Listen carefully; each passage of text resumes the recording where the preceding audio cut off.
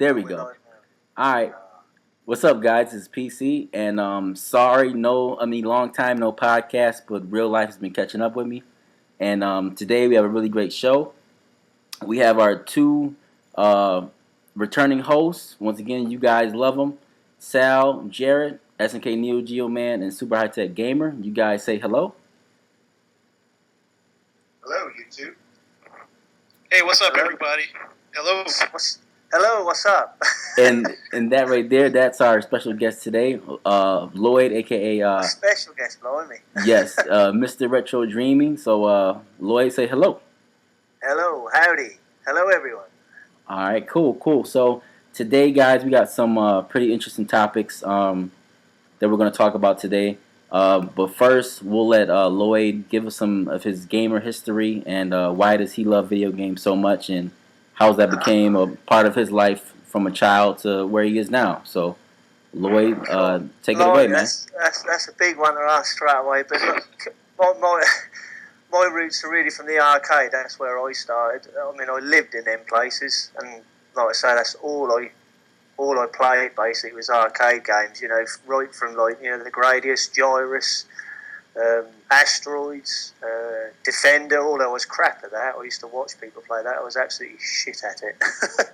But like I say, the arcade roots, and then I think my parents, the first real console they got was one of the Atari 2600. So then I started moving up, from there, and Amstrad CPC I had loads of sort of is it VIC 20 as well? I remember.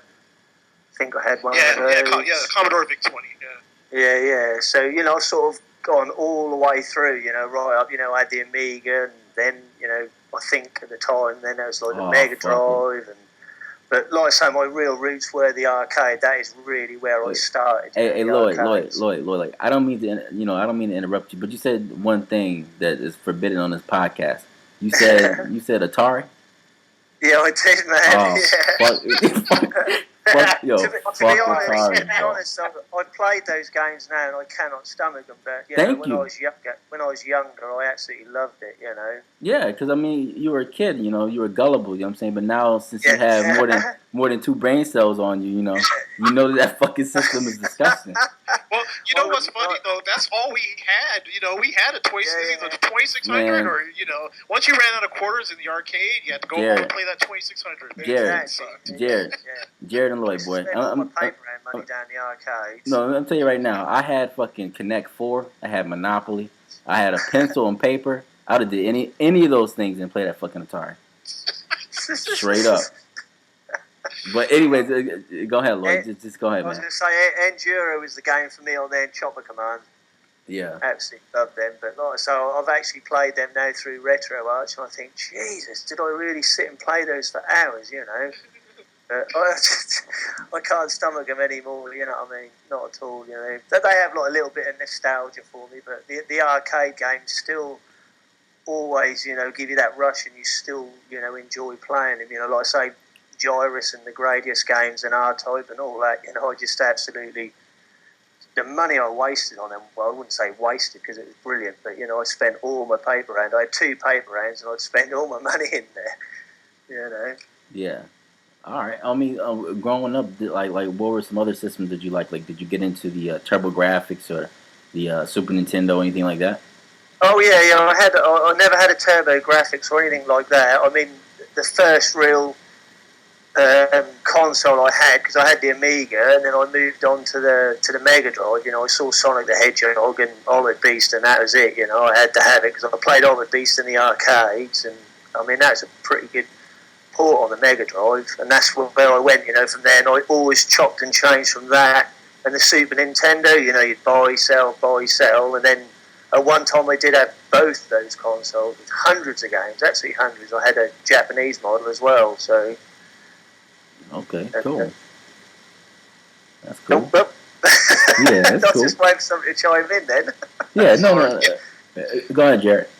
No, I was going to say... I have one question. I mean, I know Lloyd is from the UK, and it seems like there's some systems that we never got that you guys are very nostalgic about, like your BBC Micros and and stuff like the Spectrums. Did you really have that attachment to those machines? The Spectrum, I did, yeah. I mean, I never personally owned one of those, but I had a friend who had one. I'd constantly go around, play games like Jet Set Willy and Saberwolf and all those classics, especially the Codemasters games. I used to love those, and I had those on the Amstrad as well because I had a CPC. Is it 464? I think they were, with a built-in tape deck. I mean, those cassettes were 99 pence, so that's probably like less than $1, I suppose that would be. But I never liked. So I did like the Spectrum, the old rubber keyed one. Yeah, I heard about that. Yeah. So those are real have a nostalgia for those type of machines. See, over here, we never really had that. We had Commodores, we had Amigas, but those some of those systems we never had over here. So it's interesting to see. Oh, right, that's strange. Yeah, it's interesting to see that people have fond memories of those old game computers. Yeah, there's a few on there I still playing. I like Jetpack and games like that, like I say, Jet Set Willy and all that. I used to love those games. I'd constantly be knocking on my friend's door just to play on it. Yeah. Oh, that's pretty cool. That's really great. Yeah. What about you, Sal? You got any questions for Lloyd or no? No, I mean, the thing is, why is everybody making me laugh? Now, the thing is that I know they had a lot of different systems and stuff like that. I'm just curious, like I said, it's gaming history because I don't know exactly how old Lloyd is, but 41.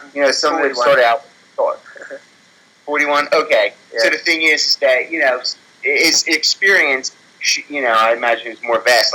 My first experience with any video game console stuff was Nintendo. A lot of people started out with Atari, stuff like that. And these guys were playing stuff that, like you said, never even came here. And it's quite interesting because, like you said, they're nostalgic, especially for the Commodore 64.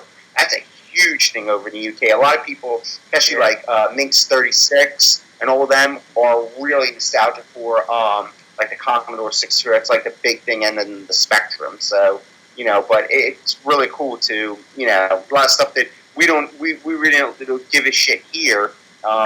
Did extremely well over there. You know what I mean? Yeah. Oh yeah, Sega Master System. Oh wow, that's why I love. That's it kind of was a flop here, but in other regions it did really well, and that's one of my favorite consoles. So Did you say Master System? Did you say Master System? Sega Master System. Did that do? I never had no love for that. I never, I've always said it never did nothing for me, that console. I don't know why. Just, that wasn't until the Mega Drive that I really, the only 8-bit for me probably was a NES because my younger brother had one and I just played Mario on there, But I was never a real fan of the Master System. But I am trying. Well, was it popular? Was it popular at all, Lloyd? I think it was, but not so much so, I only really know a sort of couple of friends who really had one, if you know what I mean. It wasn't really that big, Oh, okay. I had a different, I thought it was different, but wow, okay. No, a lot of my friends at the time, we were all playing Amiga. The Amiga, the Commodore Amiga, which was, that was a bloody brilliant machine, computer, should I say. But that was what I was mostly playing sort of around that time, if you know what I mean. Yeah. Okay. Now, Lloyd, I have two questions for you, man, and I hope you can answer them. Number one, I'll try. Number one, how did it feel growing up with SCART RGB? Because we don't have that over here. I know. SCART. Yeah, SCART, because that's a. Oh right, yeah. SCART, and then number two is how does it feel to sound like James Bond every day? Dead ass question. It's serious, no bullshit. No homo. I sound like there's no chance I sound like James Bond, is there? Which James Bond are we talking about? Any James Bond. Anyone from the UK. Honorary one, I don't want that one. Oh my fucking hilarious. No, but question one though, how was SCART and all that. I mean, for Scout you. was amazing. I tell you, you know what I mean. Like say once you, I mean, I think what was it? Just trying to think now, because obviously the Super Nintendo wasn't RGB, was it? I think it was. I know Did it it have had a- it I think had it was S video in the Scar States, I before, believe. yeah. Yeah. Was it the full RGB signal on that though? I can't remember now. I know my Japanese model, but I don't think. You know, I mean that was sort of. I think I'm trying to think now which one I had that first time now. Because I know the Saturn had it native in the UK. Yeah, that did. Yeah. And the PlayStation 1, obviously, as well, you know, upgrading to that as well. But Sky's, you know, awesome, you know. Like, so I still use it for the Dreamcast and the PlayStation 1 anyway, you know. I mean, so is that basically the UK version of I mean, well, the PAL version, excuse me, of S video, or is it above S video? No, that's just, I don't know. I'd probably say they're the same because I've got a PS2 hooked up, you know, S video and Scar, but I can't really tell the difference between the two. Not through my TV anyway. There's not much difference, if you know what I mean. Okay. They're both, you know, both great picture quality on them. Oh, okay. Yeah. I mean, I heard there's like just two different type of SCARTs and all. Like the SCART, I know, is supposedly above, like a little bit above S video, but below component. It was like kind of like in the middle. Yeah, that's true. That's true. Yeah. It was kind of like a little bit above the thing, and it was like just below the thing. That's why a lot of people, especially like when we were over here in the United States, most of us really were using RF. And if at that point we had, you know, POS and all, but you guys had SCART and all, so that was way beyond that. Now, once it came to component, well, actually before the Dreamcast introduced VGA, but up until that point, you guys had superior quality due to the SCART because it was just below component. That was about it. If that, it might have been just a little bit, but it was better than. I think a little bit better than S video. It was just because of just the way the connection is. It was just way better. So that's what I've heard. No, I mean I've got a PS2 downstairs on you know, on the HD TV, and I use component on there, and I think that wipes the floor. I think that's a lot better than the SCART lead that I use for it. You know, I get a lot better image, you know, through the component on the PlayStation 2, definitely.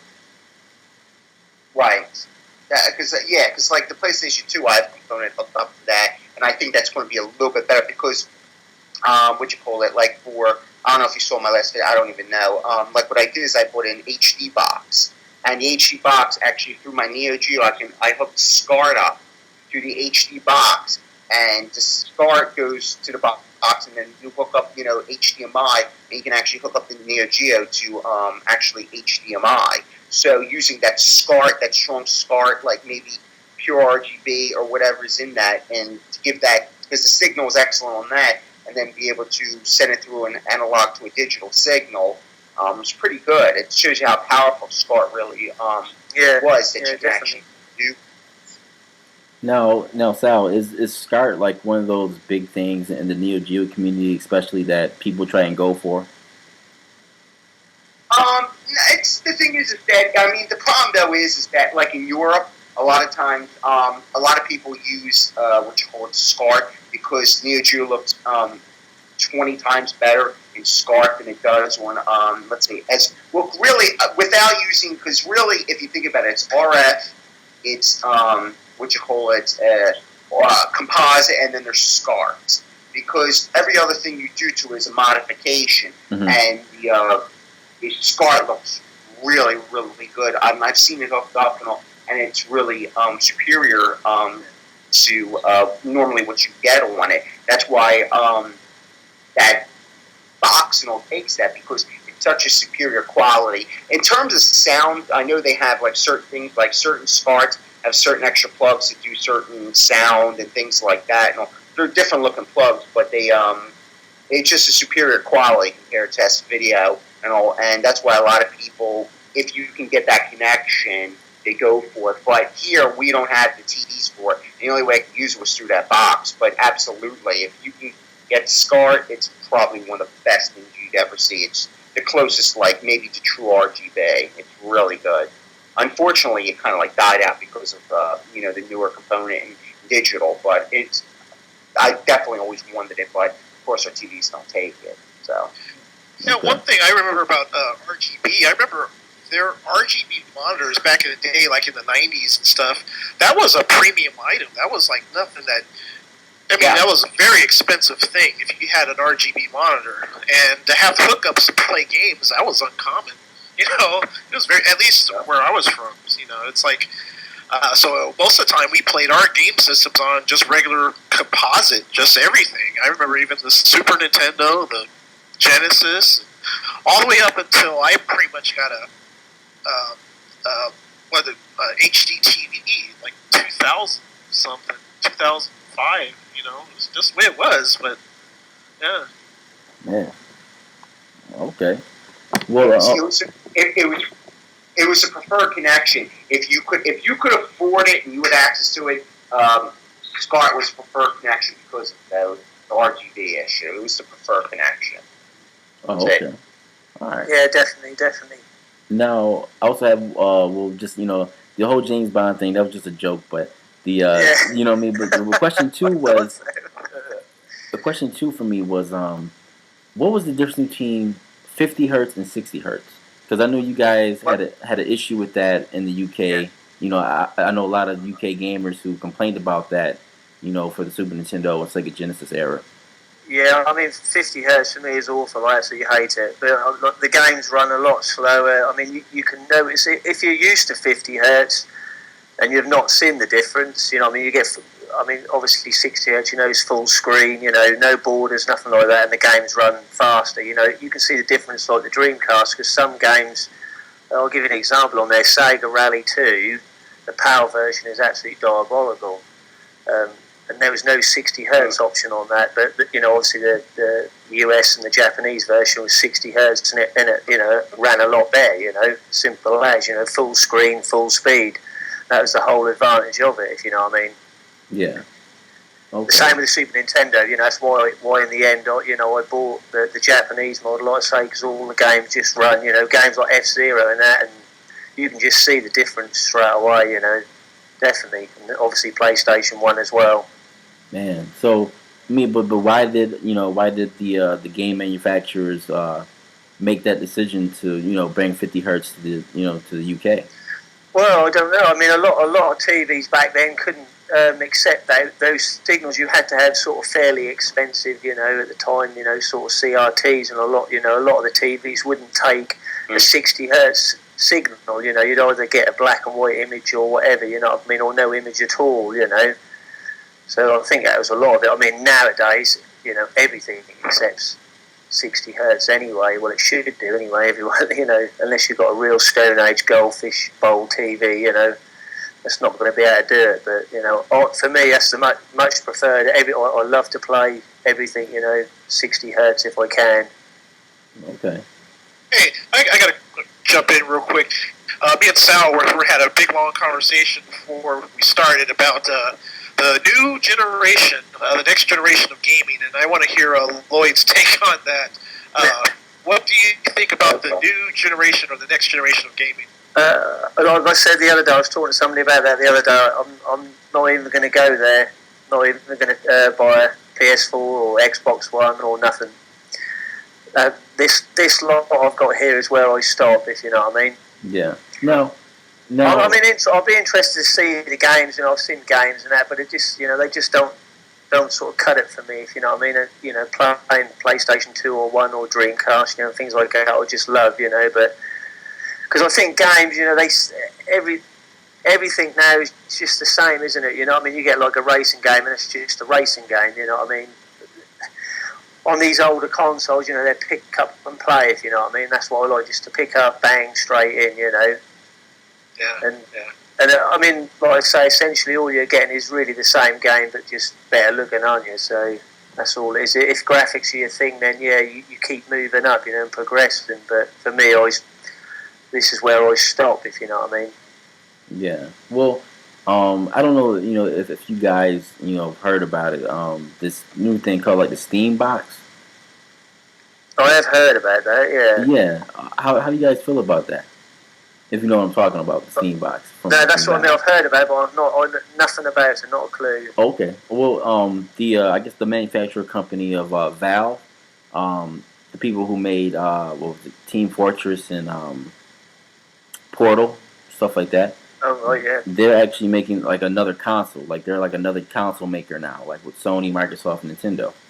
And what they're doing, they're coming at it in a different type of angle where you can basically customize your own system. There's a base level, and then there's like a Cadillac level that you can go, and depending on the specs, you can do different things with it. But I guess they're supposed to really handle your Steam games, and on Steam, if you guys don't know, you can buy like third-party games like Call of Duty, Battlefield, and stuff like that, and you can actually get them for like really good sales. Like I remember seeing Tomb Raider on there like a month ago for like I think it was like $5.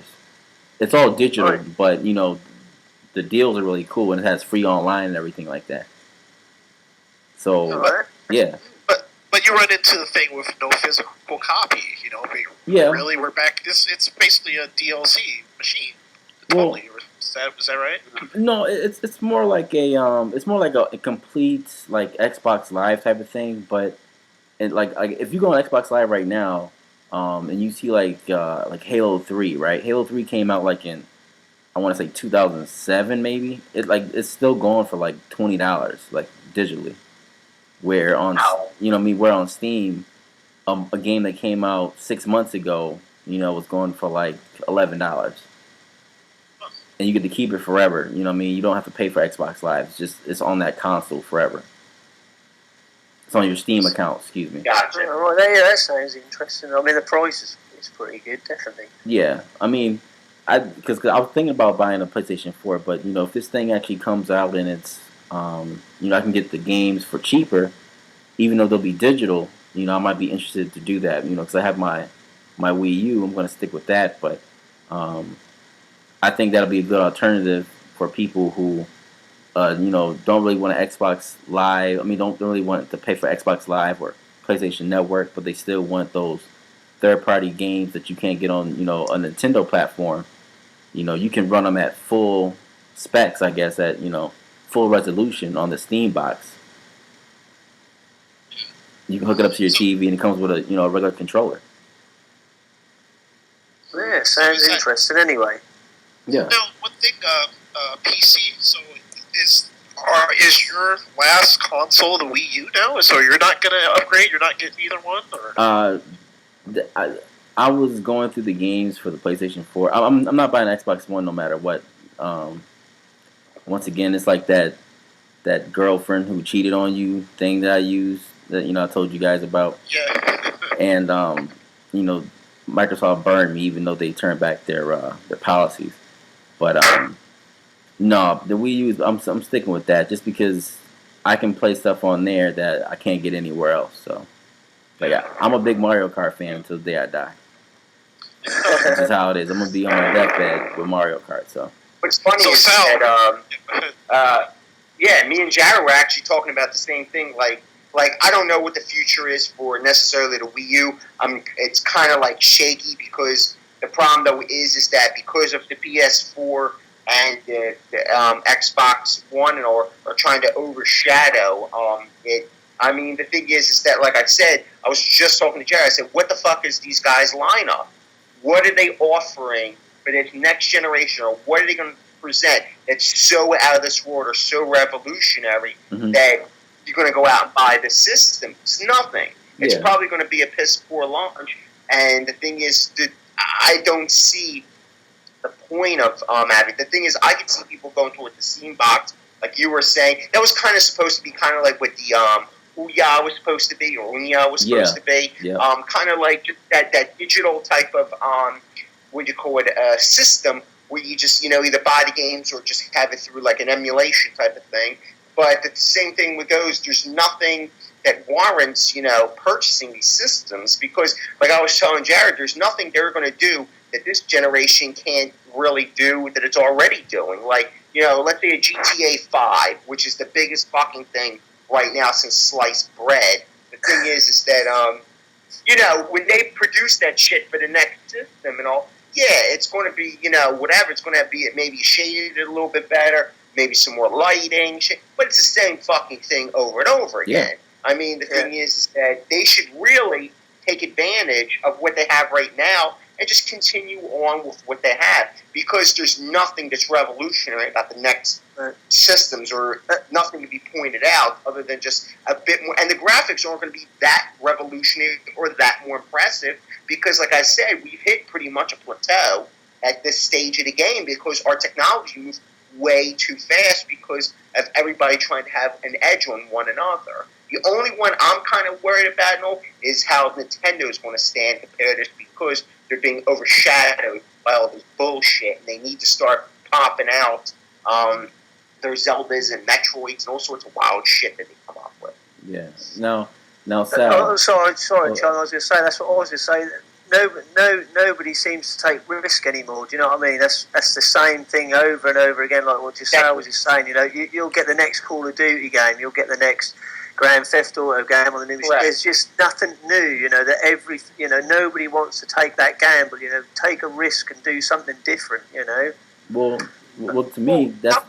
I agree with you, Lloyd. That's exactly what I was saying. Because how can you take a risk when a fucking GTA 5 cost them $200 fucking million or whatever the hell it was produced? I mean, these budgets are out of this world. So if you have a place like Capcom, who's fucking got only $150 million in the bank, they can't risk shit like that. So basically, what it's going to do is knock out a whole bunch of companies. It's going to knock them out, and the only ones you're going to have left of is going to be fucking Rockstar, EA, and Activision.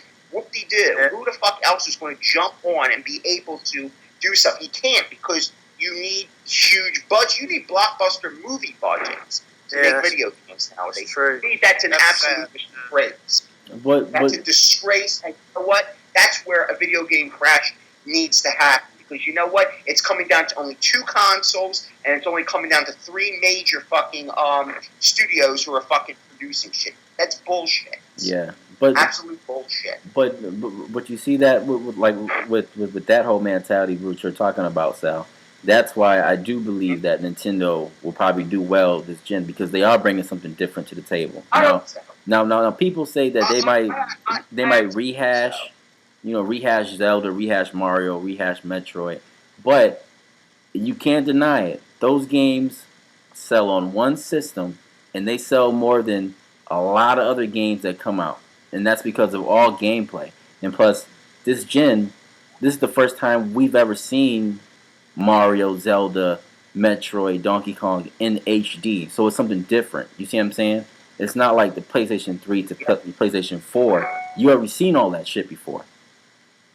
You see what I'm saying? Right. Mm-hmm. So it's no change. But with the Wii, with the Wii U, it's getting off a little slow.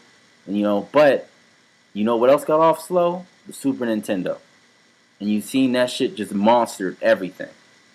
You seen what I'm saying? Oh, yeah, because it had Donkey Kong Country, just like the Sega Genesis. Once Sonic fucking hit it, and then once the Super Nintendo had Donkey Kong Country, it fucking skyrocketed. It needs that game to bolster it. And that's I want to see Nintendo succeed, because I'm actually getting fucking tired of PlayStation and fucking believe me, and Microsoft. I'm getting tired of Sony. If fucking Nintendo falls, I hope all you new gamers get ready for Assassin's Creed every 2 times a year.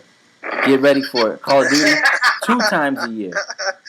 Fucking Madden 2 times a year. Because I'm trying to tell you, if biannual sacrifice. Listen, and this is the truth. And you know what? And this, I kind of wanted to add this into our last podcast about Nintendo. That a lot of people hate on Nintendo about, but this is the facts, and this is straight up truth. And anyone want to debate this in the comments, please do, because I'll love to shut you down. But Nintendo is the only company that can stand by, and they have been standing by for what, like 4 generations now, damn near by themselves. I agree. That's true. They have all. They're holding all the cards. They hold all of them. Besides Call of Duty, which is third party. What else? We got Battlefield, third party. And I don't know any other big games, I guess, but those 2 really. Yeah, I don't even have. Yeah. I mean, but besides that, Mario, Zelda, Metroid, they all sell in the millions. Nintendo holds all the cards. Microsoft only has fucking Halo. That's the only reason I will buy that system. It's for Halo. Gears of War is fucking garbage to me. But Halo is like their Mario. Halo, Yeah, Halo's like their Mario. And Sony doesn't have anything but Gran Turismo. And that's just a racing game. Yeah. Remember when Sony actually had some real like Crash Bandicoot? You're right. Shit? See, that's when Sony went to the PlayStation 3 and they made Microsoft their competition instead of Nintendo. That's when they fucked up. Yep. That's when they fucked up because then because they went to that bro shooter type of crowd instead of for the everyone crowd, and that's what Nintendo is. You know, my grandmother, my grandfather, they don't own a fucking PlayStation 3 or Xbox, 360. They own a Wii. They own a Wii, and that's because they can play simple stuff. They can play Wii Sports. That's why I think Nintendo will always survive. Believe me, Microsoft and Sony are already damn near broke their game divisions, and that's the truth. People don't want to talk about that because the media hypes that shit up so much against Nintendo. You know what I mean? And that's just what I think about it. No, I agree. I agree with you. I agree 100%. Yeah. Because the thing is, Nintendo, like you said, never needed really any help. In actuality, at one point, Nintendo and Sony had their thing going. Nintendo broke it off, and then Sony eventually went on their own to create the PlayStation 1. Yeah. But the thing is, I agree with you. That's why I'm hoping Nintendo, out of, like, when the dust settles and shit, that actually, I don't know whether it's the Wii U or their next console, I don't know what they plan to do, but I hope when the dust settles, they fucking emerge victorious because of all this bullshit. That's why I wouldn't mind actually a fucking video game crash, because Nintendo's the one who reemerged out of that shit or brought their new shit to it. That's why it needs to, because this it's too saturated. It's creating games into movies and shit like that. It does not need to be. It needs to focus on the simplistic gameplay that it's initially started out with and made them fun, not blockbuster fucking movie fucking games shit. If I want to go see a movie, that's where we have fucking theaters for, or not fucking our video game consoles. Yeah, I mean, it's have to market that. Yeah, I mean, it sucks that us us on this podcast are veteran gamers. Our pedigrees go way back, and to see it the way it is now, it is fucking sad. And to be honest with you, my only hope is Nintendo. Because I know Microsoft and Sony aren't going to do shit. They're going to keep doing the same old thing year in, year out. You're going to get Uncharted 14 in like 3 years. That's just how it's going to get. I'm dead ass serious. Bro, now, I give Uncharted 2 its props. That was one of the best games I played of last gen. I love that game, right? Because that was the first time I actually felt like I was playing a movie. A movie type game. And, I remember I beat the game, and then maybe like 4 months later, Uncharted 3 was announced. Like, god damn! You know what I'm saying? It's like so quick. But, I'm just rambling now. Go ahead, Jerry. I was going to go on, Jerry. No, go, Mr. Retro.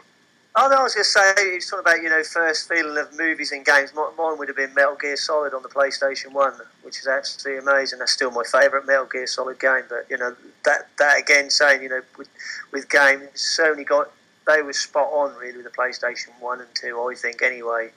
But like you say, it's totally changed now. And that's why, I much prefer those systems. And I hope Nintendo do survive, because, out of the big three, I'd definitely rather have them be there than Sony and Microsoft any day. Yeah. Although, like I say, I have a passion for the PS1 and 2 still. So Now, Jared, I'll have you chime in just one moment. I just want to ask Lloyd one question. Now, you said that you love the PlayStation 1 and PlayStation 2. Now, imagine all those games that you played for those systems. If you can put it into a percent-wise, how many were non-Sony games, were third-party games? Lord, that's a tough one. I couldn't tell you. Yeah, because you see what I'm saying? If I gave, I mean, that's why the PlayStation 1 was so popular and the PS2, because they had a monopoly really on third parties, where Nintendo was doing that shit all by themselves, really. Yep. People have so many fond memories of the PlayStation 2 and PlayStation 1 It's because that third party, if they didn't have Metal Gear 1 or 2 or 3, and if they didn't have Final Fantasy, if that shit was on Nintendo system, everybody would be on the fucking Nintendo system. Same thing with Resident Evil. That's what made the PlayStation 1 so good to me as a kid back in the day, was third parties, because I wasn't playing Sony exclusives back then. Nah, I couldn't even get into I couldn't even get into Crash Bandicoot and all that shit and all back then. I mean, that's Sony's first part. I bought these systems because it's third party, exactly like you said. Absolutely. Yeah. But but everybody bought everyone bought a N64 for Super Mario 64 though. Yeah. You know. It's true. Yeah, one thing is they're creative. Nintendo, and that's why I could agree with all you guys.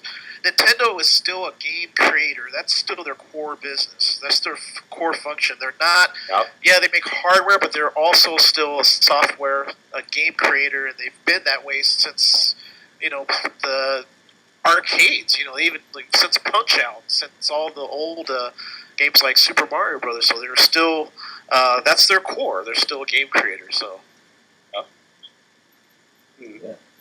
Yeah. That's one thing I have to respect about Nintendo. You know what I noticed too? How fucked up the thing is that, but getting back to fucking GTA 5, that it just never came to the fucking Wii U. Why is that? Well, that right there, the only thing that I can kind of say is maybe the relationship between Nintendo and Rockstar really hasn't been that good. But maybe they started. Because you know what? The reason why I'm saying is that I think that's pretty shady. You know why? Because don't tell me that they fucking can't handle it. Yeah. The thing is that I think it's purposely doing is to fuck Nintendo, and then this way, because of GTA 5 and the hype, I think it's a lot of this shit is some sort of animosity or some sort of fucking bullshit that they have with them, that they're trying to fucking sink them and shit, because GTA 5 could have came to the fucking Wii U, and it would have looked better, because technically it is next gen, I guess you would call it that. And the thing is, the fact of the matter, I was like, that is some shady fucking shit right there. That they would not bring that fucking thing. It's Jews. I hated that shit. Yeah, I mean, sorry about that. I just had to bring that up. No. You're completely right, Sal. I mean, if you once again, I'm not a conspiracy theorist, but there is definitely a bias against Nintendo, and it has been for a very long time. Like with the GameCube. The GameCube was stronger than the PlayStation 2. And it didn't get half as many games as the PlayStation 2. And the Wii too. The Wii could have handled a lot of games, but they didn't do it. And the Wii had 100 million units sold. More, I mean, still, something like that. More than Xbox and PlayStation, but they didn't get all the games that they got. Even now, the Wii U should have had Grand Theft Auto on it. It would have been the best version available because of the power of the Wii U, and it's not. So you're right. There always is a bias, and whoever wanted to deny that shit, whatever. You can have your own opinion, but that is the truth. It's the truth. You're right. I just had to bring that up because it seems that the focus is only on the two systems, and then the fact that Nintendo gets fucking slighted and all. And I just had to bring that up because people might not even think about that. And they're like, well, why doesn't Nintendo get that? Because Nintendo doesn't give a fuck about mature ratings anymore. That shit's been done with fucking since the 90s and shit. But what I'm saying is that you can see the bias, and they just don't want to fuck with Nintendo, and they just want to fucking slight them and all. And that's where I think they're trying to take down the Wii U, even though technically Call of Duty Ghost or whatever the fuck it's supposed to be on the Wii. Yeah, I mean, which is another fucking game. Yeah, I mean, some companies are biased against Nintendo, and then some of them work with Nintendo. Like I think Capcom and Nintendo are going to get real friendly this generation coming up, and Sega is already friendly with Nintendo. Like they said, every Sonic game is definitely coming to the Wii U, and they might come to Xbox or PlayStation. So I think a lot of the little companies in the industry that don't have those giant budgets are going to flock to Nintendo because it probably doesn't cost that much to make a Wii U game than it does a PlayStation 4 or Xbox One game. Yeah. So I guess we'll this section we'll move on to the next section. We were talking about Sal. Sal brought up something, and so did Jared. about SNK and Tomo. So could you elaborate a little bit on that, Sal?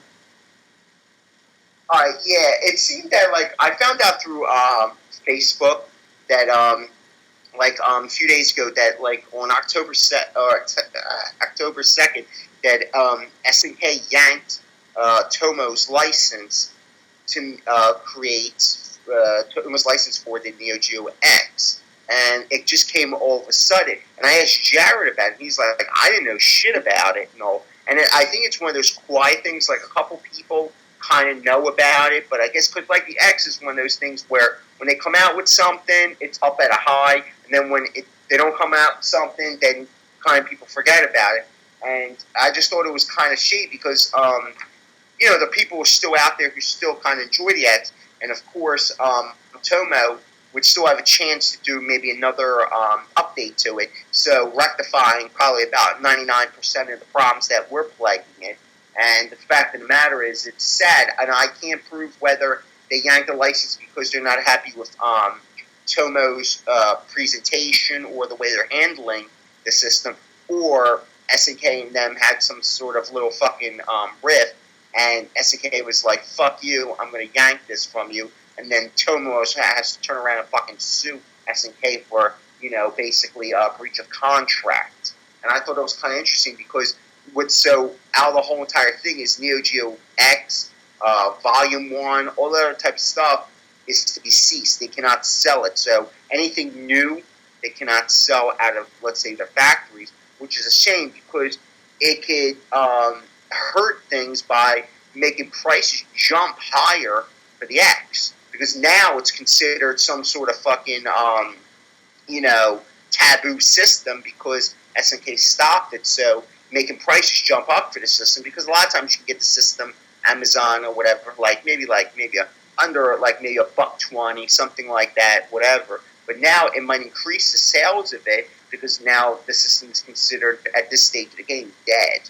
And I think that's really fucked up. And I haven't heard any news of reason why. And I think that might come out later on. But I can guarantee it's probably something shady SNK did.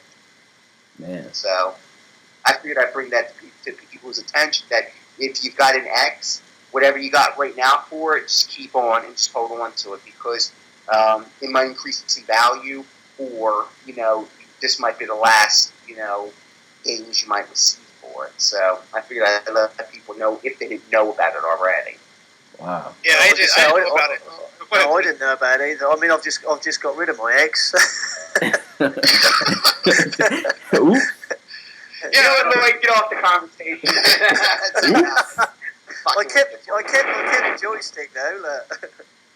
Yeah, I remember that video, Lloyd, and I was like, wow, I guess Lloyd doesn't care for it too much. But one thing I will say is at least the Neo Geo X allowed kind of like a revival of the old SNK brand and the old SNK Neo Geo brand, and at least it did that. I mean, however it performed, I don't know. I don't want to get back into that, but yeah, it's kind of strange that they would do that. And what is SNK's alternative? If they're not going to allow this company Tomo to distribute this game machine, then what is the alternative? They're just going to cut it off, and everyone's going to go back to ROM hacks and emulation, and or it just seems strange. It's a strange story. Absolutely. It seems like a strange story. And the point is, it seems like it just came out of nowhere. Because usually you hear in the news stories of, maybe there's some bickering back and forth between Tomo and SNK. And usually then you're like, okay, as a result, then they would pull their license. But this just came out of fucking left field and just left people just in the dust. Because a lot of people are expecting volume, that Megapack Volume 2. Because most people are going to say, hey, they're going to have, the next collection of games, and they might actually pull the whole entire library. Because especially if you keep on having those mega packs like you had, so you can actually wind up with a full library, within, maybe, a year or so, whenever these packs keep on getting released and all, and they kind of piss people off who are actually really supporting it. And I have no clue what they're doing, but it's a sad fucking thing because some people are gonna like it, some people don't. But you have to keep on giving it, giving it a chance until they can actually update. Because at least they try, but it's a sad circumstance because especially for people who are expecting to play newer games for, so it's kind of fucked. Man. Yeah. So, as far as the X goes, like do you think this could be maybe like a I don't know, maybe like a, how do I say it, like a way to increase sales, I guess, like to boost sales, maybe because like, all right, this is gonna be discontinued, and maybe Tomo and SNK maybe came up with this type of thing. Kind of like okay, kind of like a Floyd type of thing. Yeah, to try and raise sales, maybe. I mean, you know what? To be honest with you, I can't. I'm not going to say that it isn't or it is because, a lot of these companies, are pretty fucking shady. I mean, the thing is that SNK in the past has done some fucked up shit like release pirated software, things like that, from out the back door type of thing. So they've done some really shady shit in the past and all. Maybe, who knows? It could be all like a publicity stunt.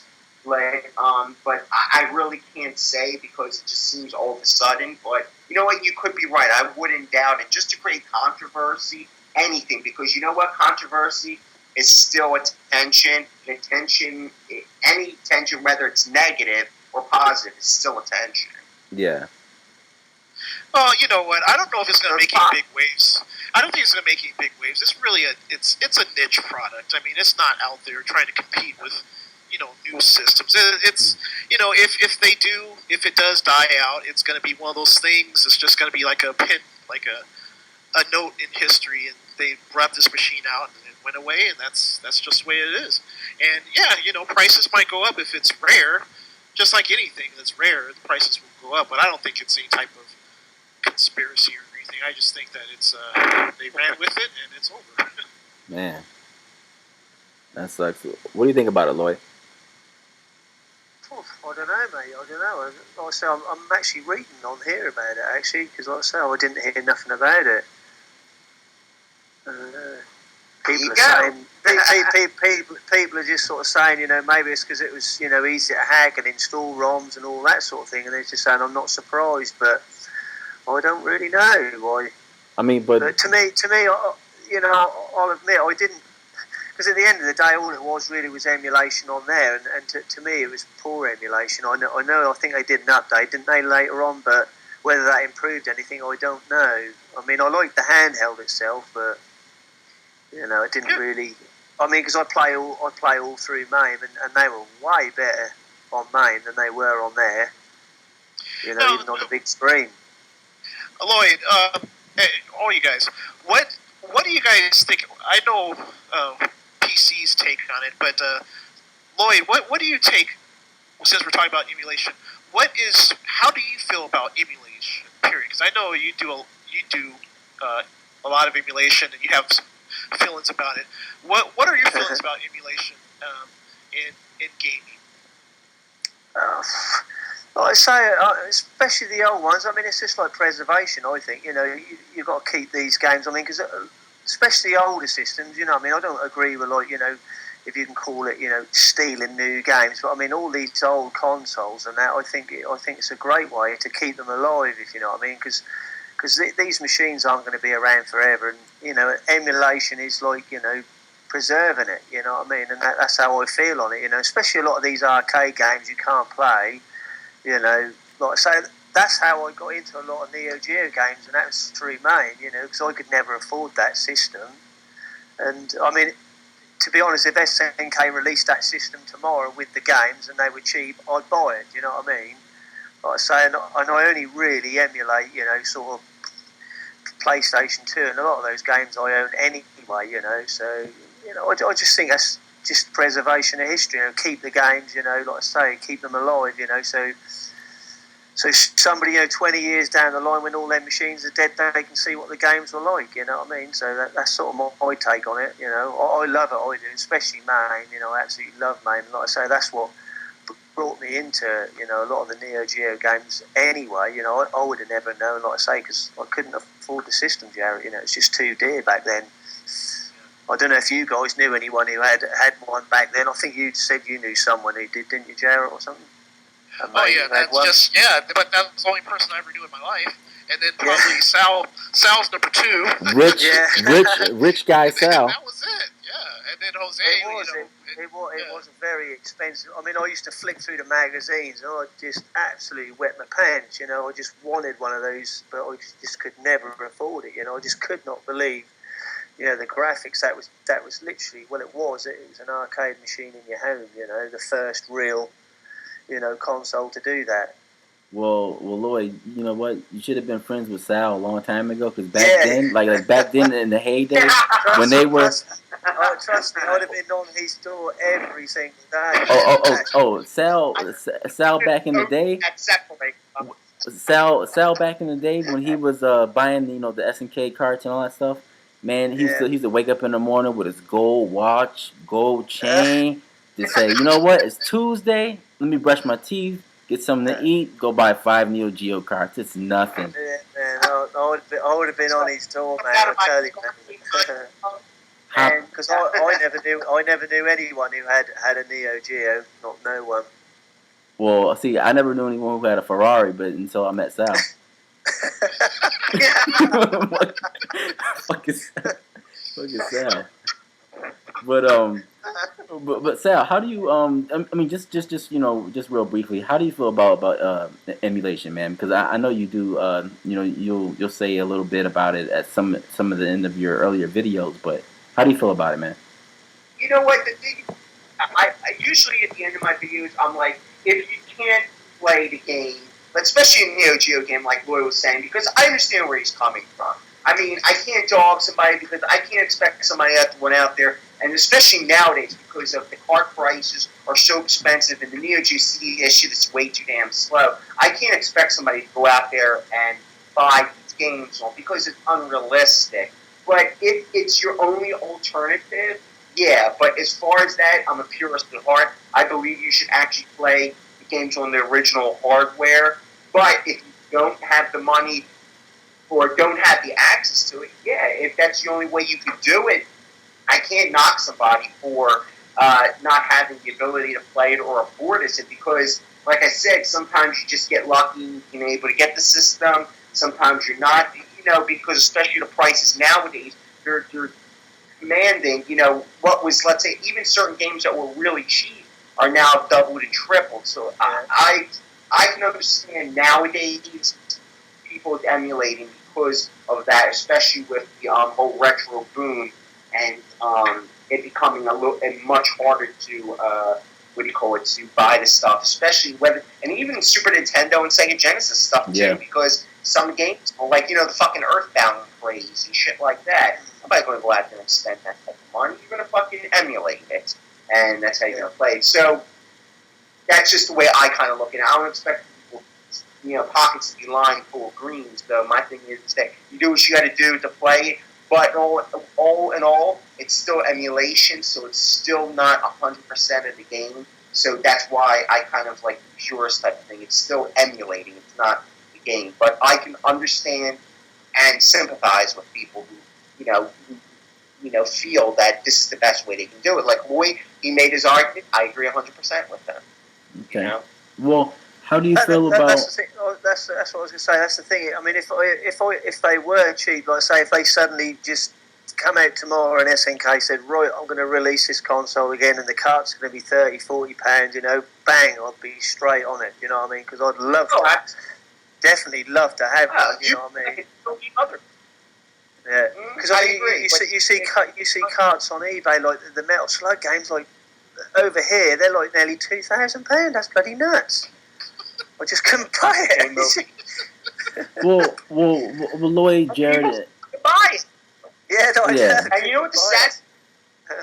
Yeah, that's you know what? That's the reason why these games are so expensive, because like you're joking and all, we're laughing. Yeah, it's £2,000 exactly. Same thing over here. Motherfuckers are buying that shit. That's what's making it more irritating.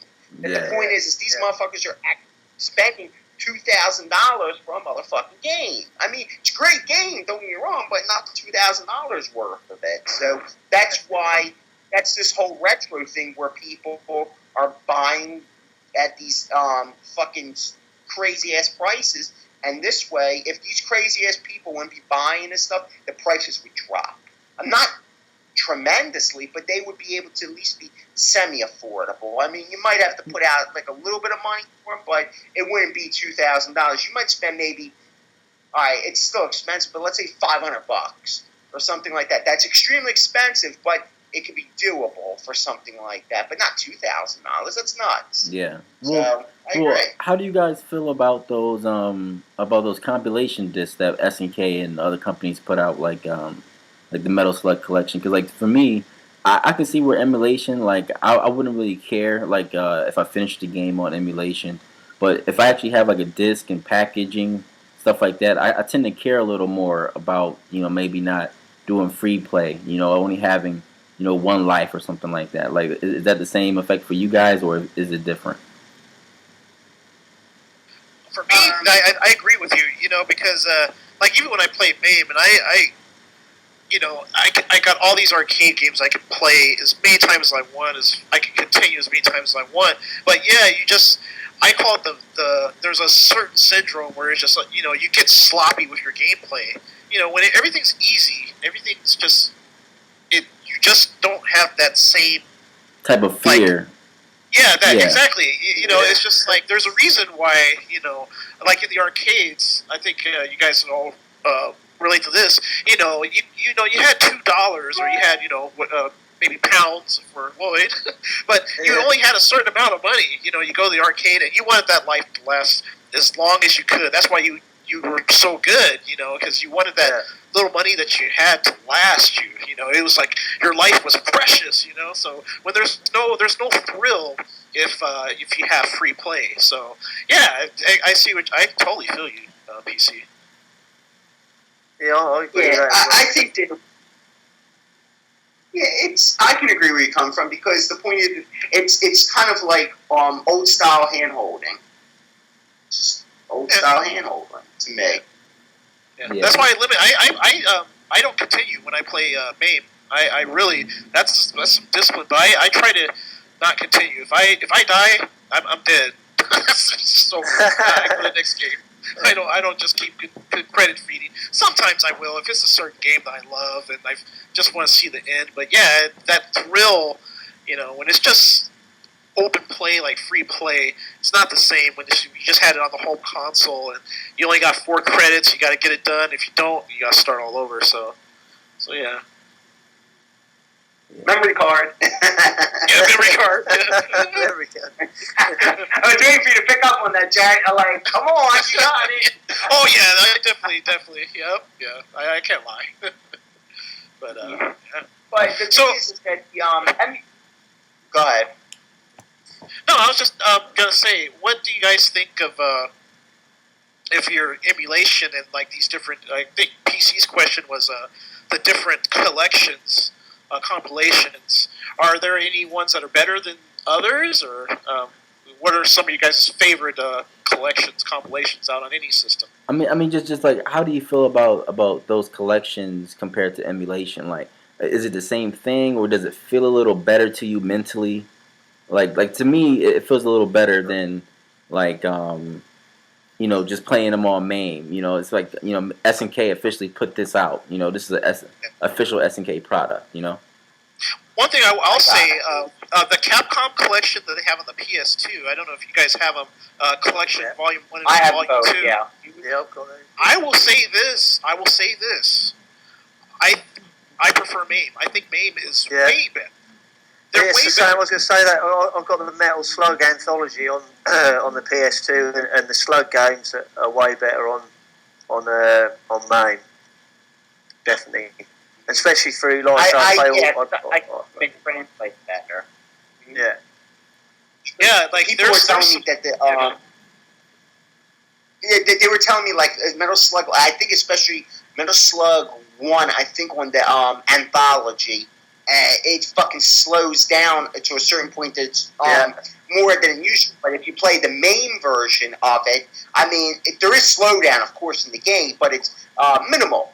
Whereas it's not taking up as much room as it is on the disc and all. But I think the emulation is like what they did. It seems that rather than emulating it from the actual Neo Geo cart, it looks like they just took the emulation from MAME and emulated from MAME and put it onto the disc. So now, true, they might add a few things like what do you call it? Like maybe like some sort of like unlock some dumb shit or do whatever you got to do in it. I mean, some extra stuff, but in all reality, they emulate. It seems that they emulated off an emulator rather than emulate it from the actual MVS or the original code, I guess you would call it, that was on from the AES MVS. So it's kind of like a watered down version of MAME or whatever you want to call it, because MAME is probably the closest to the actual original version. It's not 100%, but it's probably maybe 95 to 97% probably on. So, and probably, what do you call it? You guys will probably agree on that. So, whereas the other ones, it seems that they're kind of like 80% on or whatever. So, it's things are missing. But I was just saying that with the Wii, with the Virtual Console, with the Super Nintendo games on there. I mean, they were shocking. They were worse than. I mean, I don't know if you've heard the emulator Huygen, the SNES one. I think that's probably like 99.9% bang on. You know, I mean, it's absolutely amazing, and those versions on there were absolutely awful. I don't know what they were thinking there. And that's like what Sal was saying, you know, that MAME is pretty darn close, you know. I think what it is that it comes down to be honest with you, I think it's just being lazy. It's laziness on part of the company. Like, I like the Capcom collections and all, but I agree, if I played them on MAME, not only so much in the look at them, but the thing is there probably would be a noticeable difference. But I think they just rushed it out there to just make, because a lot of the PS2 games were not that expensive either. You got to remember something, like, if they weren't $60 fucking like they are with the current gen or next gen, whatever you want to fucking call it. They were like, most of the games were like usually in the $20 to maybe $40 range. Some went up to maybe $50, but most were in the $20 to $40 range. So when you're picking up these collections, they're only like $20. I mean, their attitudes, you're getting fucking probably like 7-8 games for like $20. Like, you know, just take it and shove it up your ass type of thing, you know. Well, the values are great. Don't get me wrong. They're great value, and I have a lot of those collections. Yeah, but, exactly. But when I fire up my MAME, I mean, it's 90. I would say 99.5%. I mean, I can put in my Neo Geo. I can put in other games and spin myself around, have a couple of drinks, and if I can tell the difference, man. It's pretty damn good. MAME is pretty damn good. Yeah, I was saying that, right? So I run everything. Go on, sorry, Sam. That's the reason. Sorry to interrupt. The thing is, but that's the reason why people go to MAME. That's why, like, certain people are a big fan of MAME. The point is, because of the emulation, it's probably. I don't know if there's any other emulators. I'm not that familiar with it, but as far as MAME, that's what everybody goes to. There's actual arcade machines made just for MAME and things of that nature because of how close it is. So yeah, I can understand. Okay. Well, I guess we'll move on to our final topic. Our final topic is a system that everyone loves that I've ran into, and Sal actually just got into one on his recent videos. It's the Sega Dreamcast.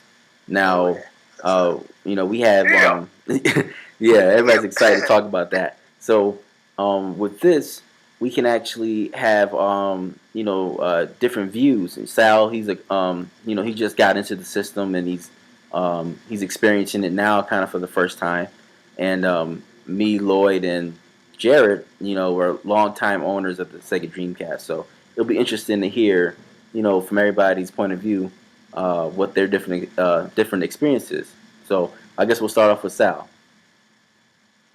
All right. Well, the thing is that I was there at the time at launch, and I knew friends who actually had the Dreamcast, like I said before. But I think what probably turned me off is because of the PS2's announcement and the fact that it was going to be DVD'd, and I know all that. And the fact that it just died out so quickly. And then when I was playing, having my PS3 and all, and having it sit around for literally years. Like I was saying to Jared, I had my PS3. I bought it in 2008. I had literally 12 fucking games for that system, and that's pretty piss poor for having a system for 5 years, and there's only 12 games for it. So I sat around. I was like, man, I got to get rid of this bullshit. So I started looking into certain systems. I figured if I was going to buy. And the Dreamcast, I started doing a lot of research on it and realized, it had an early death here in the United States and in Europe, but in Japan, that shit lasted to 2007. So it's not like it was just literally a handful of games. There was literally close to 700 games produced for it. And I started doing some research and looking into it. Let me tell you something. I don't know why the fuck I took so long to actually get a Dreamcast. I should have done it sooner. Yes. Because I was out. Seriously, I was missing the fuck out on a lot of great games, and especially because the Dreamcast is kind of up my alley. It's because it's I would consider it Neo Geo on mega super huge fucking biochemically fucking steroided up system, because it's a true arcade gaming system. Now some people consider it the last, gaming system. I've had a couple comments saying, it's the last gaming system and all, the true gaming system. But, it produced a whole lot of games with literally little to no load times, faithful translations for the most part. Some Sega games were kind of off, like Virtua Fighter 3 and Sega Rally were kind of off on some of their stuff. But once they kind of got their groove and all, the games were they were fluid, they're fast, and for the most part, the games that I've purchased, that I have, and I've about 30 of them now, the thing is that they're really good. Even a shit game is still a pretty good game on the Dreamcast, and that's something I have to respect. And the fact of the matter is that you have to respect the system that's still being supported by Homebrew, like the NG Dev team. Because I actually ordered, I didn't tell you guys this, I actually ordered 2 games that are coming. One is Neo XYX from the NG Dev team, which is a shooter, and I just actually ordered off of Play Asia Sturmwind, which is an excellent shooter. 2 German companies, making these games and supporting the Dreamcast. Okay, I'm trying to get Gunlord and all, but they went fuck a lot of money for that shit. I should have jumped on that 3-pack fucking months ago, but who knew? And the thing is that it's a system where it was ahead of its time, but had an early death because of the brand name of PlayStation and DVD. And I'm actually glad I have it, and I'm trying to look deep into a lot of different games for it. Unfortunately, the American versions, a lot of these games are fucking expensive, so I try and do the import, and that's another thing I really like about the Dreamcast is that when I go on eBay, I don't have to worry about going to a Japanese site to buy something. American sellers will have it because of how easy it is to play imports via a boot disk. So the thing is that that's something that makes it more enticing or more appealing to me, knowing that I can play a whole lot of imports, and the fact that it's still being supported by the homebrew community. Okay, that's cool. Lloyd, how do you feel about the Dreamcast, man? I love it, but you're probably all going to tell me off now, though. Oh no! Because, like I said, I've still got my Dreamcast, but I've got not one original game. Oh no! I clearly understand that. I used to burn games too. Not one original game. But yeah, no.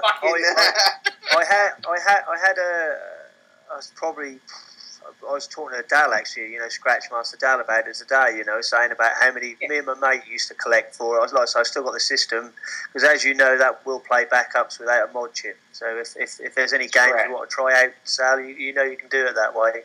But I got rid of it ages ago, and I just thought I can't justify buying all those games again. I just can't do it. Like I say, I had them all backed up, and I've got every single game I ever want on there. And, you know, like I say, to me, the system is still awesome. I love it, you know, and so you're just going to have a blast on there, you know, going through the library of games. And to be fair, the games are still a good price. You know, some of the Japanese shooters are a bit stupid money, like, you know, like you were saying with Gunlord and all that. You know, I was looking into Ikaruga, and Ikaruga, I think the lowest price we go for is like $55. Yeah, I'm like, holy shit. But you know what though? I think because I picked up. Yeah, I agree with you. I think some of the prices are actually stupid for the system. I agree, especially on the shooters. I try to get. I was going to say border down. I mean, over here is about 180 plus. You know, which is absolutely diabolical. You know, was it under? What is it under feet? Was it under the feet? The fucking the original one for the Dreamcast? Because now they have the HD one, the PS3 and shit. Yeah, I saw a lot of fucking prices for it, and I'm like, you gotta be kidding me. I was joking with Minx36 because he was showing his border down.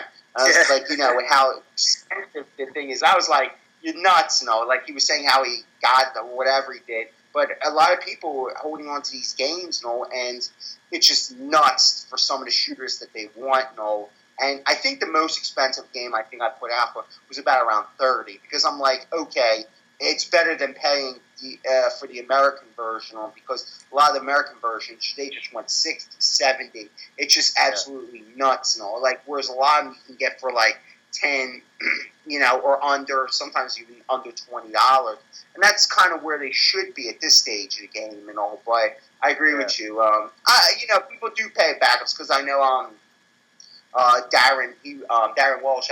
He was you know, I think he got one of those discs that you have off Horatio Van Basten, who comments on a lot of people's stuff and all. And like a lot of people get it because it is expensive to try to collect and get all this stuff. But like once it just comes down to I'm like the purity thing. I mean, I just can't do the backup thing because it's just in my mind. It's kind of one of the reasons the Dreamcast had kind of like a downfall to it, you know, because it's just like, you know, it's just. I mean, it's not considered really pirating anymore because the Dreamcast is done and all. But you know, I try to do is I want to try and support the homebrew market and just give back to it because it's a great system and all. And that's why I try and support the NG. Like I would not support the NG dev team with the Neo Geo releases for the MVS. I'm not paying $500 to $800 for, you know, whether it be an MVS or 80 cards. But the Dreamcast stuff, yeah, I'll support them, you know, to the fullest and things like that because, you know, if it's a reasonably priced, you know, just to help them go because they're helping the system, you know, continue to, you know, thrive, kind of like in the underground and all that. But I can understand where you're coming from. I mean, it just comes down to money too. It's economic. Yeah. If they were that's cheap, what I'm saying. If they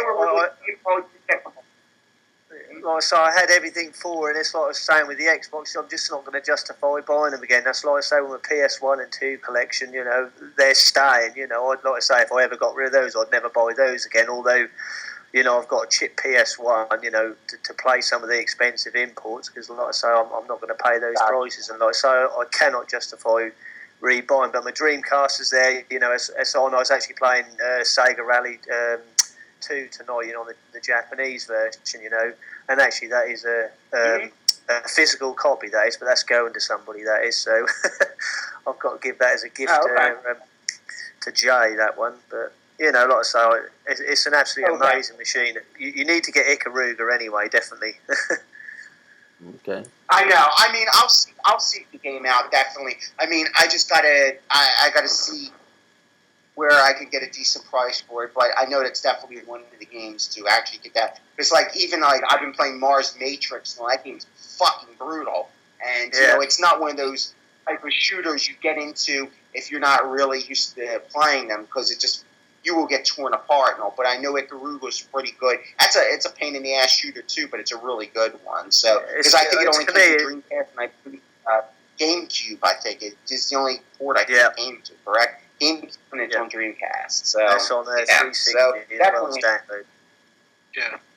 Oh, okay. Yeah, that's one thing though, Sal. You've got a lot of the best games just right out of the box. I mean, a lot of stuff that you have are games I've had for a long time, and they're like the best. They're like the best of the cream of the crop, I think. Especially some of those fighters, the Capcom fighters. Those are just they're it's Naomi. It's the arcade based machine. So everything comes out looking just like it would in the arcade, except for those games you mentioned, the early Sega Rally 2, because they didn't have the gist of it. But once they got the development right, that thing was perfect, and that's what I love about that machine. It's like my second arcade. It's like my second arcade. I can put it in those games, and wow, it's great.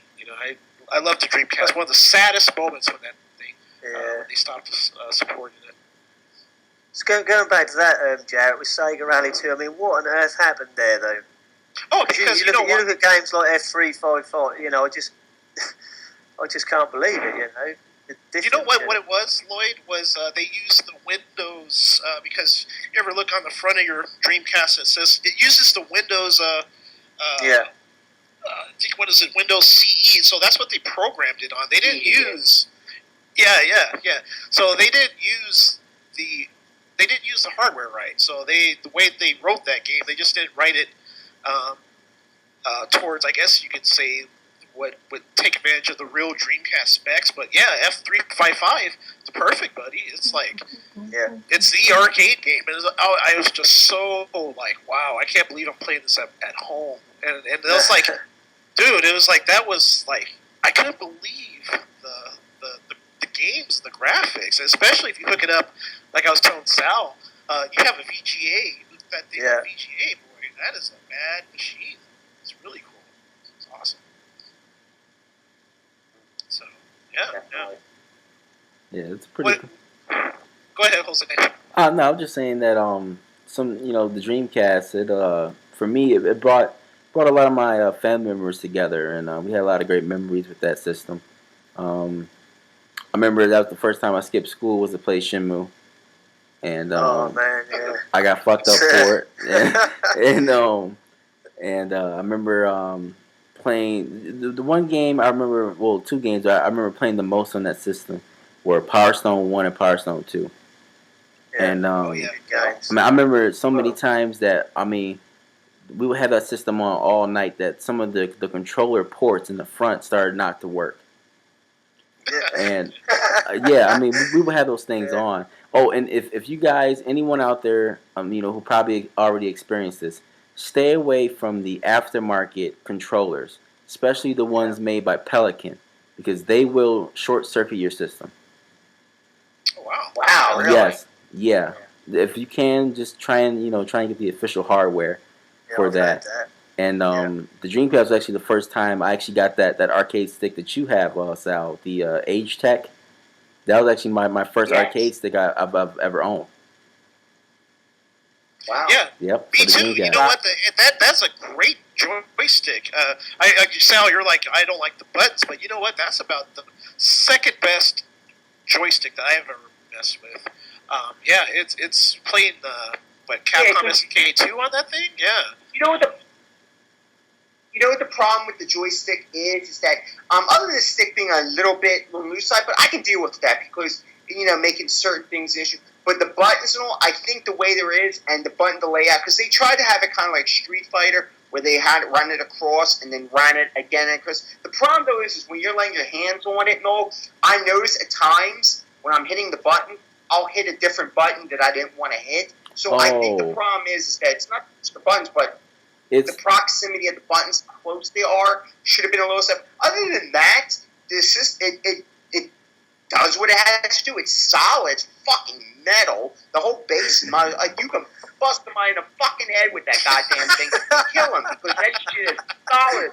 Fuck. Yeah. I mean, seriously, I was thinking about it. Somebody broke the fucking. I'm grabbing my fucking joystick. I'm busting up my fucking head.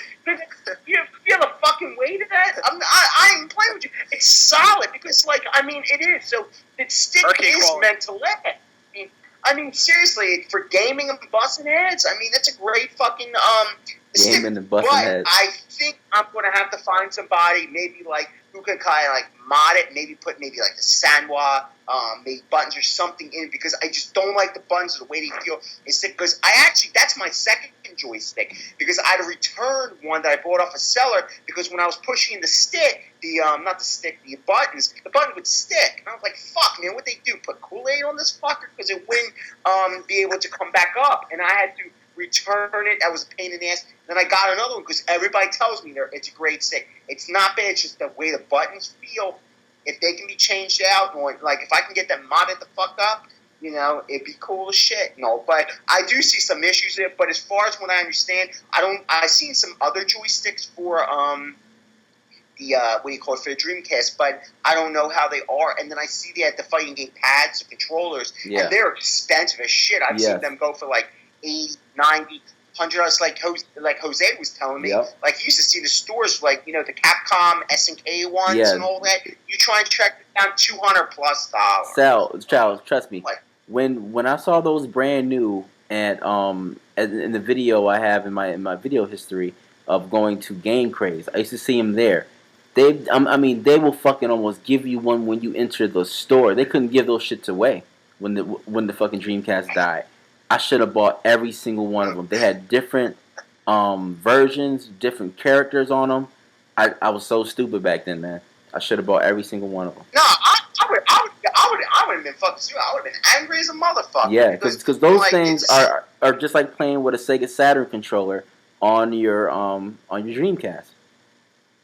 Yeah. How much did the actual joysticks go for originally? Like those H-Tech joysticks how much did they actually go for? Because they're pretty hefty sticks. I'm figured they had at least go for, back in the day, at least $40+. Yeah, I don't know how much they went for, but they're pretty hefty. About $30. About $30. I think. That's how much I bought mine for. Really? That's it? Well, I seen one brand new in the box when it first came out. When I seen it, it was about like $80, but the store only had 2 of them. Like, that's all I've ever seen at that store was 2 of them. So they were maybe jacking up the price, but I seen it going for $80. Wow. Okay. Brand new I was just in the curious. At the time, joysticks wise and all, I mean, it was a pretty solid joystick considering. Because you can't really count the Neo Geo thing for a regular home console. It was pretty fucking solid, so that's why it's micro switched up and everything like that. It's in the heavy metal base at the bottom. So I was just curious what they went for, because now on eBay they go anywhere from like $80 to like $100 and some dollars. I scored mine. Well, I don't know if you consider a score, but I actually got mine for like $47. Shit. Oh, that's good. And I think I made out good, because they go for like $80 and up. Yeah, that's you know what? Aphex Dash, he did a video about joysticks. That might be one to check out, because he was talking about all the different joysticks and some mods. So you might want to check that out, Sal. He did a big thing on that. Okay, if I'm going to mod it, it's not going to be by me, because I'll take that motherfucker apart and not know how to put that back together. I'd be like, fuck. And I'd be cursing motherfuckers out, too. I'd be like, fuck you, unsubscribe, I don't know nothing about that stuff. Technical stuff, I don't know. Plus I ain't got the patience for that bullshit. So that shit, just send that shit to somebody, pay them a couple of dollars, and give a pat on the head, and that's about it. That's the way it works. I was going to say, going back to the Dreamcast, what's your favourite game at the minute you're playing on the Dreamcast? To be honest with you, actually, the main reason why I bought the Dreamcast, is to play the original Capcom versus SNK. Yeah. Because I actually had it for I have it for the PlayStation 1, and it's actual dog shit. And the thing is that I agree with that. It's dog shit. Let's be honest, it's dog shit. And the thing is that I always wanted to play that game. And the thing is, because I remember playing it briefly in the arcade. So, but really, that game, and maybe I go back to almost all of them. Usually, I have all the King of Fighters for the Dreamcast, like up to 2002. I play a couple of them. Power Stone 2, I'm digging. because I like the different levels that you go through and the environments and stuff. Yes. And that's pretty cool. And as a four player as well, wasn't it? I think. Yeah, the Power Stone one is okay, but 2 I kind of got into more, and I actually made it up to the last boss. Yo. But he was a motherfucker. Sal, have you? Sal, in Power Stone 2, have you been doing any of the item creation or alchemy in that game? I think so. I mean, where you collect the gems and all that other shit, and you can do all sorts of dumb shit with it. No. You can actually. There's actually like a mode in the game where you can collect certain things when you're fighting on stages and stuff like that, and then you can actually make new items in the game. Like I think it's like 500 items that you can make. Like if there's like a extendo rod, like how Goku has one, where you can make like a super version of that, and it'll be in your actual game the next time you're playing. Or you can customize like 4 players. Yo, it is that's why that's probably like one of my favorite, top 5 games for the system, is because it's so deep. Like Power Stone 1 was really cool, 1-on-1, but I think Capcom went in the right direction with Power Stone 2. I think. I know a lot of people prefer 1 over 2, but I think 2 is the superior game because it's really something different from 1. I think it is too, and plus I love the level skipping. Like the point is, I like the one where you're fighting on like kind of like the submarines or whatever the hell they are, and you have to skip back and forth while fighting, and then you're avoiding dangers, and you can actually get on the on the turrets and start shooting. I think it has a lot of depth. Now it's not my type of fighting. I don't fighting game type of thing like that, but I like the novelty of it and just the overall look and the way it plays it. That's what I'm talking about, that Capcom just never did shit with the series, and they should have just came out with another Power Stone and all. That would have been epic. Another one I actually started to try to get into is Techromancer. Yeah. Now, it's like that Voltron-esque fucking robot thing. Now, the problem is I have the Japanese copy, so it's a little... the dialogue doesn't mean dog shit for me. But getting into the game and all and having to play, it's pretty damn interesting that series never continued and all. I mean, there's just a lot of games in there they just never continue with. Like I was even telling Jared that I just got 2 more games. I got Zombies Revenge and was it Plasma Sword or Star Gladiator, I think too, the Nightmare Billstein. Oh, yeah. I said even though it doesn't look that good, I said but it plays well. Mm-hmm. It plays really well. It sounds good. The music's probably one of the better things of it, but they don't do anything with it, and it's a really cool game. If you're not looking for graphics or anything like that, it's a really good game. It plays well. It's really fun, and so I'm playing actually to get back to what Lloyd was saying, I'm playing like a handful of games there, Lloyd. So I don't have particularly one I'm into, just like a couple ones I just keep going back and forth to, Lloyd. So I really don't have one particular game that I say this is the game I stick with and all, because there's so many, and I want to try them all out, and I go back to them all every now and again, and it's just fun to play a lot. There's certain games I can't get into. Like I try to get into like Sonic Adventure, but it's just too all over the place. I heard the second one is better. But I'm trying to get into it. Controls, I think. I don't know. I mean, some people say it's alright, but that's one game I remember. The controls are awful. It just wandered off on its own. But they did improve that on the second one. It's hard to get into. It's just really kind of hard. I don't know why. It's just hard for me to really get into. So, yeah. I prefer the 2D Sonics. One thing I just like, they have a couple remakes, and I need a 2D plane, man. Once you start getting 3D on those type of games, I get lost. Yeah, but to me, like I was saying, the PAL version, I don't know about the Japanese one, but the PAL version, I'm sure was broke, because it was just bizarre sometimes what Sonic could end up doing. And you think, what the fuck? I'm holding this controller here, and he's just running off and doing shit, all over the place. I just could never get into that one. But like you're saying, the second one was, was a lot Yeah, like I got the American. I had the American version, and I was trying to play it, like especially when you're bouncing off of shit. That shit started frustrating me because when you're trying to land on different shit, you're like landing, but you actually go right fucking through it. I was just like, you know what? I'm getting sick of this shit. I'm about to fucking throw this disc out. That's what I was like. I was getting mad, motherfucker. I was like, honestly, you know what? This is bullshit. This is a true story. And some people I was going to say, when I first got the Dreamcast and I got that game, I actually took the joystick back because I thought the joystick was broken. And I got another joystick and come home and it done the same fucking thing, so it wasn't the joystick. So that is a true story, that is. Yeah, I don't blame you. I would have been just like, you know what, this is... You know what game I actually go back to, though, too? I know it's a terrible, terrible compilation, but it's the Mega Pack for the Dreamcast, where that's like Streets of Rage 2, Golden Axe. Like, I'll play the sound is absolutely god-awful. I'm like sitting there like my ears are about to bleed. But I play it because it's some of the old Genesis games that I play. Like, it's just huge. Like, I'll go back to Crazy Taxi. I'll go back to Soul Calibur. I play through that. That's Soul awesome. Calibur, that's awesome, that is, yeah. Oh, my God. Awesome.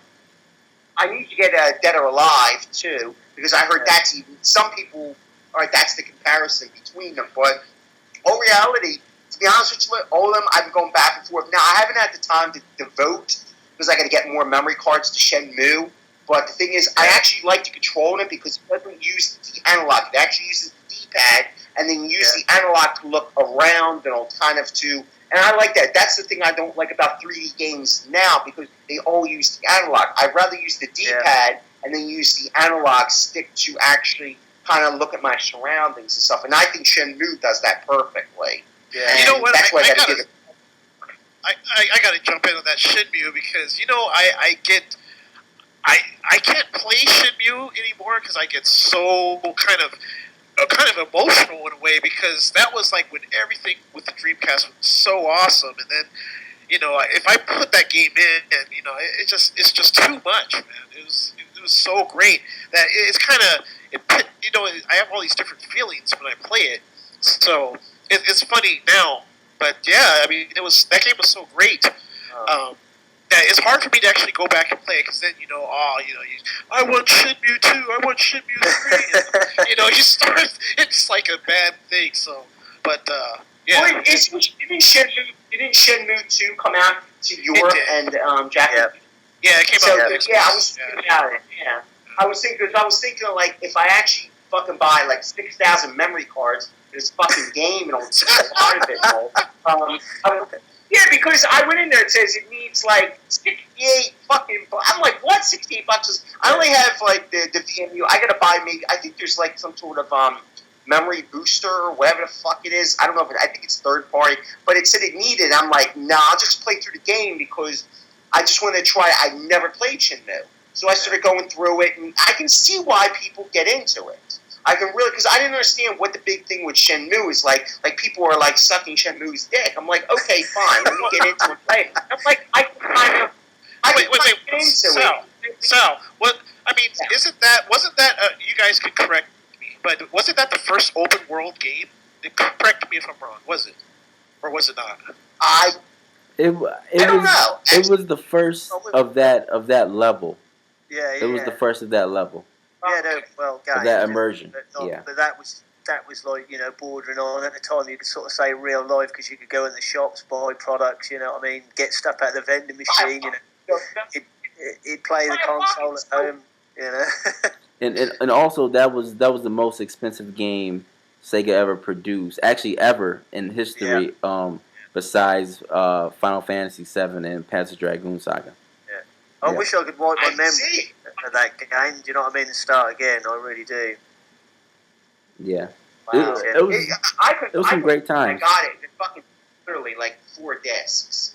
I'm like, holy shit! How big is this game? I'm like, you know, but the thing is, but I can understand why people like it. I really can understand that, like you said, that you can interact with almost anything. Yeah. You know, I mean, the point is, whether it be the soda machine or the girl fucking petting pussy cat in the beginning, shit like that. It just you have a lot of things you can do with it, and I think people can appreciate. And the story, you know, like, you know, it takes place in the 80s, but it has that '90s or more up to date feel to it. I can understand why people, because I'm not into RPGs or like kind of that type of genre. But I can understand why people like this game because of the interactions and the way you feel you actually have real control over the character. So I can actually dig it and why it's so popular. You even had to get a job. Are you up to that bit, Sal? How far you got, man? What's this? I said, have you got a job in it yet? Because you could even get a job, can't you? I couldn't even stick my game, brother. It needs 68 blocks or whatever the hell it is. It says, do you want to play that? Yeah. I was like, yeah, I'll play that shit. I gotta get memory cards, dude, because I only have a VMUs, and I don't have enough memory or whatever the hell it needs to actually save it. So I have to actually invest in that stuff. If I do, I'll sit down and actually go through it and do it because I have older discs. I even have the passport or whatever the fuck you call it, that final disc in the back, and also I have all of them. They're in good shape. But I need to get memory cards in order to actually play through the game because I didn't have enough memory to actually play really the first fucking disc to get anywhere. And also, I didn't really actually do a lot of exploring or anything, but I just moved around to see what it was like in the environments and the that type of shit. So that's what I was more curious. Yeah, going back to me saying I haven't got all the backups, I actually did lie there because Jay sent me a Shenmue, so that's my treasured one. He did send me a Shenmue, if you can remember, in a video quite a while back. Nice. Yeah, he said he had about 4 sealed copies, Jarrett. Oh, yeah, that guy, he has a lot of... Yeah, he's wow, yeah. You talking about Jay Cybersnake, Jay? No, Saya Jay. Is that how you pronounce Saya it? Jay, okay. Yeah. I'm like, Shout out. What, $1 in Japan or something? Yeah, he had 4 copies and he sent me one out. So yeah, I've kept that definitely. You know what I mean? I'll definitely keep that because like I say, I love Shenmue as well. It's probably one of my sort of it's some top 10 games on there. Yeah, some people. Yeah, they go gaga over fucking Shenmue. Some people have like nothing but collections of Shenmue shit and all. But I can understand it. I understand completely. I understand why people like it. I enjoy it, but I really can understand it, and I like the way it controls because it uses the fucking D-pad and not analog stuff. So that's really cool. But all in all, like I said, with the Dreamcast and the games I got thus far, and I hope to keep on getting some more games. It's a really pleasurable system. The load times are pretty damn good, and everything. I haven't had any issues with it. The only regret I have is that I did not buy it many years ago. I mean, it's a shame. My friends didn't import games and stuff like that. They just had it until the system died, and that was it. Nobody else I knew had it. Didn't know about the import stuff, that you just use a disc to boot it. If I would have known all that years and years and years ago, I probably would have fucking a jillion games and all. But just, I guess its early death was like why I couldn't just fucking get into it, because I'm like, well, if it died, it's got to be shit, and PS2 is the thing to get. So that was a blow. Yeah, that was a blow, man. Just once the Dreamcast was a big deal for me. So once that thing went under, I was like, man, I gotta find another hobby. So pretty much, I was like, it was that devastating. So yeah, such bittersweet memories of that machine. But I still have it, and Sal, you came late, but it's good. You're gonna enjoy a lot of games. Oh yeah, he's gonna find some bloody. Well, like I say, I wish I could just wipe my memory totally and start all over again with that. All right. Well, we're coming to the end of the podcast, and trying to end on a good Dreamcast note. I'm gonna say Sal, Lloyd, and Jared. Can you guys just both do some quick recommendations of your favorite Dreamcast games that people might not know about, or just personal favorites to you?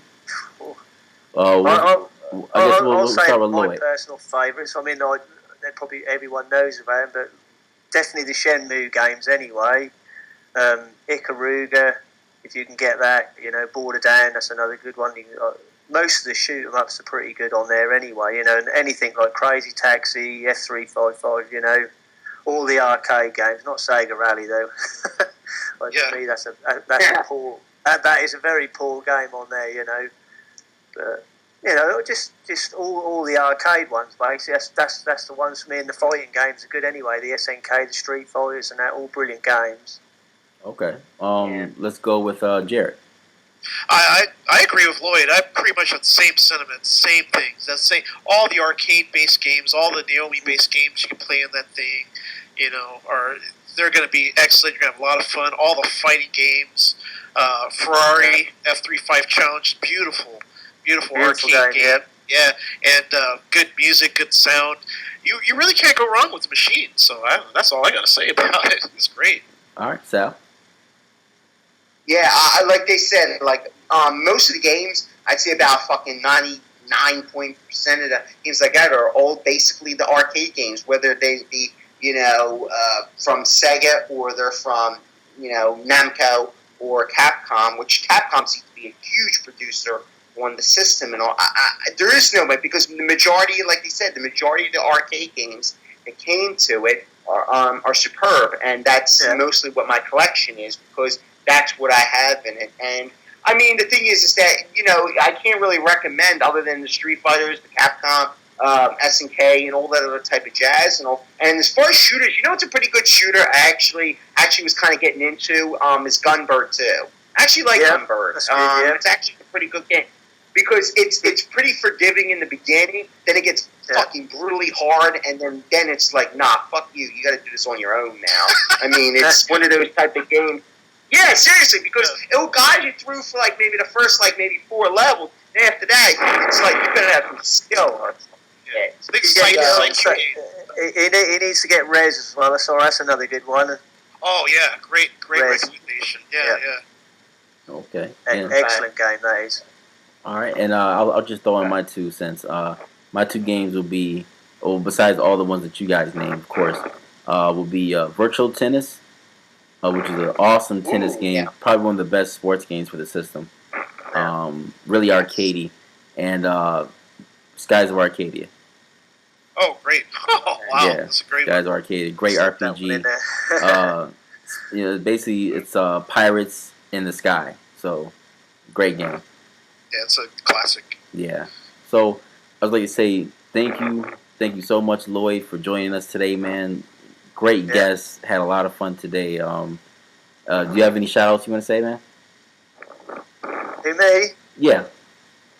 To everyone who's subscribed to me. Awesome. All right. That's my cop, mate, that is. All right. Sal, closing comments, man? No, it's just been another good one. Shame we couldn't do it last week. Yeah, definitely. And Jared? Hey, I just really glad that Lloyd was able to join us. He's got a really cool channel. I enjoy it just watching his stuff and his videos. He's a good friend of mine on YouTube, man. I'm glad you're able to join us finally. And it was a blast. And, hopefully, come back on. I'll come back on it. So I'll improve. I'm a bit rusty, but I'll improve. No, it was a good time. It was a good time, Lloyd. Don't be a stranger, Lloyd. Make sure you pop your ass back on again. Yeah, man. It was a great episode. That's cool. And just my closing comments. I'm just gonna say thank you guys for supporting Gamers Passion. Thank you guys for supporting myself, supporting Jared's channel, Lloyd, and Sal's channel. Once again, we have a great variety of content. Lloyd, he basically uploads something like every 2 hours. It's fucking crazy. You know what I'm saying? So you ain't got something from Lloyd to watch. Dude, that's it. Yeah, that's it now. 1 a week. That's it. Yeah, and I hope you guys are really enjoying this podcast, because it's really cool making them. And sorry about the week off, but family matters. So yeah, man, that's no worries. We'll be back. Maybe next week or the week after, but we'll try and get back into our regular rotation. So this is PC, and I'm signing off.